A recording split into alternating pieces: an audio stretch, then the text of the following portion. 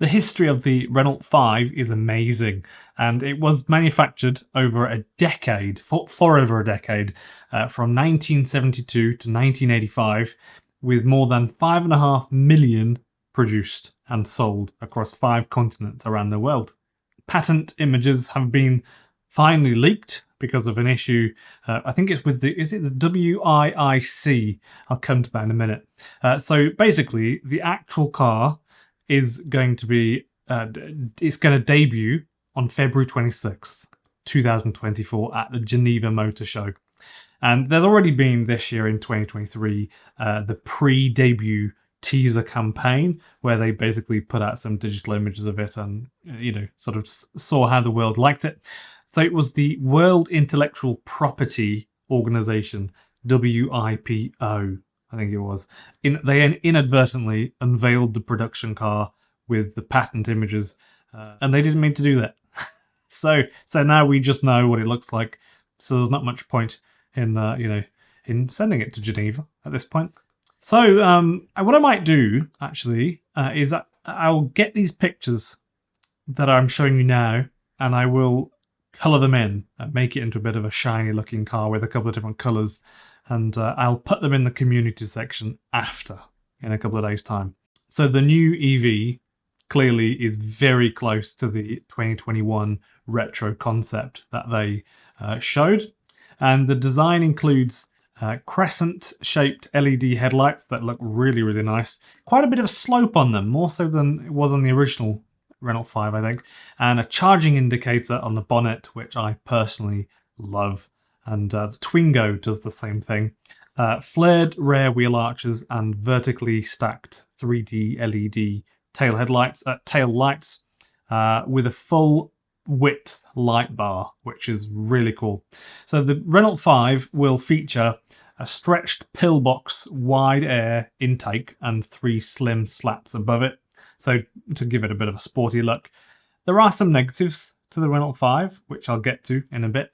The design incorporates side air curtain intakes and square fake fog light lamps.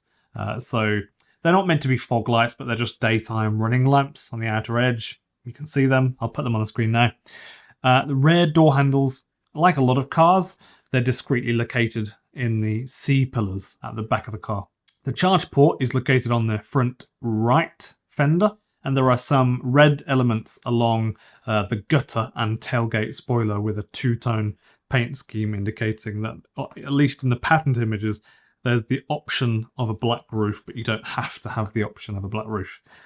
Battery and range. This is very, very interesting. Renault has announced that the top version will have a 52 kilowatt-hour battery, allowing for a range of 400 kilometers WLTP, and the cheapest will have a 40 kilowatt-hour battery, and the cheapest one will start at €25,000.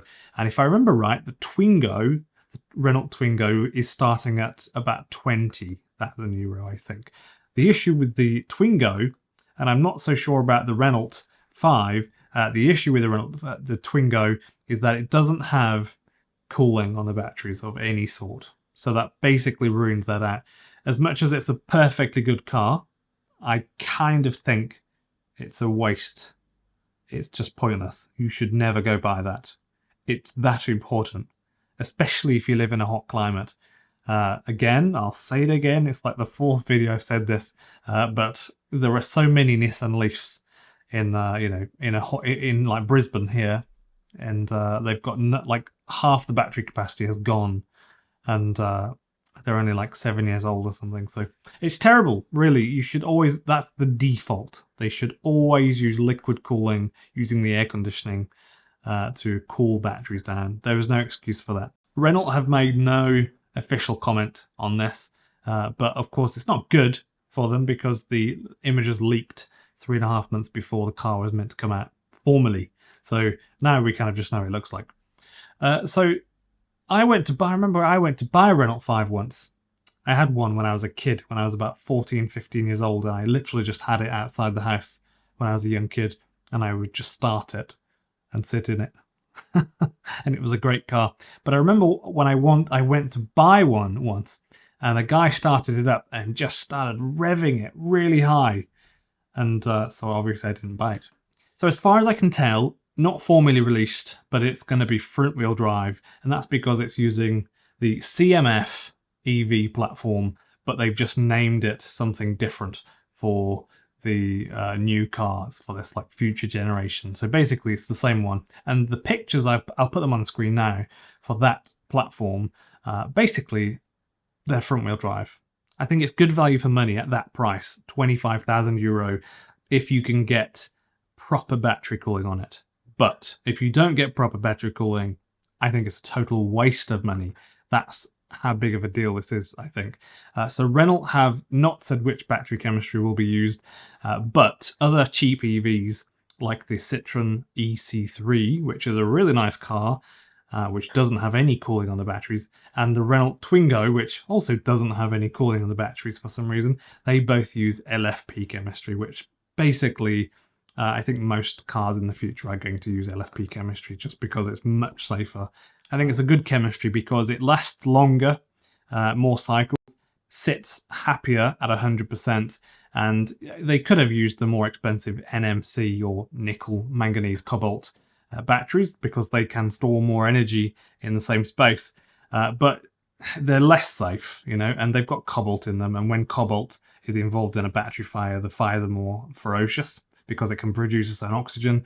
So generally, and I think most people agree, LFP chemistry is far superior. It's it's sort of been used all over the world now in different EVs, house battery storage. 2024 is the start of the affordable EV. It looks like it's the very, very start. I mean, the very start. The Honda Jazz priced EV, relatively speaking. So we're expecting to see the Model 2 next year. We don't really know what it's going to be called, but not the Model 2. And that should be ready for deliveries in 2025, but we should know what it looks like and know some other stuff about it next year. Affordable EVs are my cup of tea, I think. I prefer to see people being able to go out and buy an EV without spending a small fortune, like $80,000. But obviously, I like most EVs. I talk about them pretty much every day. Cheap EVs seem to be kind of cheaping out a bit on battery cooling, but the BYD Seagull doesn't. So for $1,700 extra, you get 8 or 9 kilowatt hour more capacity, liquid cooling, adaptive cruise control, all for $1,700. That's a lot for $1,700. That is brilliant. So they kind of show BYD that you don't need to, shouldn't be too expensive to have battery cooling on your batteries, and hopefully something better than just a fan, like a lot of cars have done on the more primitive batteries. So yeah, I think it's a really important thing. Let me know what you think in the comments, and thank you for watching.